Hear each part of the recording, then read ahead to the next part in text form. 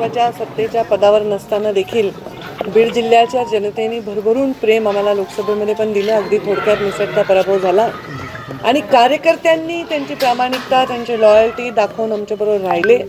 आणि आज परळीमध्ये आम्ही राष्ट्रवादीबरोबर युती केली होती आणि बाकी ठिकाणी आम्ही लढलो. आता माझ्या मते गेवराई आमची डिक्लेअर झालेली आहे. अंबेजोगाईमध्ये आम्ही आघाडी केली होती, ती डिक्लेअर झालेली आहे. आणि बाकी ठिकाणी अगदी तस्सल चालू आहे, कारण तिथे आमचं गेल्या 5 वर्षात आमदार आमचे नाही, कुठली सत्ता हातात नाही, कार्यकर्त्यांना आधार न देताही कार्यकर्ते खूप ताकदीने उभे राहिले. निसटता पराभव मला वाटतं आमचा धारूरमध्ये झालेला आहे. आणि आता बीड आणि अजून कुठलं राहिले, माजलगावचं काउंटिंग अजून चालू आहे.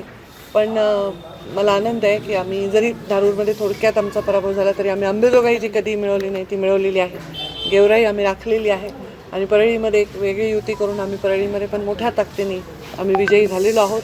तर जनतेने आमच्यावर विश्वास ठेवला, प्रेम दाखवलं आणि एक सकारात्मक कौल दिला. त्याच्याबद्दल मी जनतेचे, मतदारांचे मनापासून आभार मानतो. बीडमध्ये पण मी आता जय पराभव थोडक्यात झाला तरी पण आम्ही तिथे म्हणजे लोकल शक्ती असताना देखील आणि आमच्याकडे आता समजा आता मी जिल्ह्याची पालकमंत्री जालन्याची आहे, तर जिल्ह्यामध्ये असं कुठल्याही गोष्टीवर मी प्रभाव नव्हते टाकू शकत किंवा मी फंड देऊ शकत नव्हते. माझ्या कार्यकर्त्याला मी एक पत्र नाही देऊ शकले, 5 लाखाचा फंड नाही देऊ शकले गेल्या 10 वर्षामध्ये.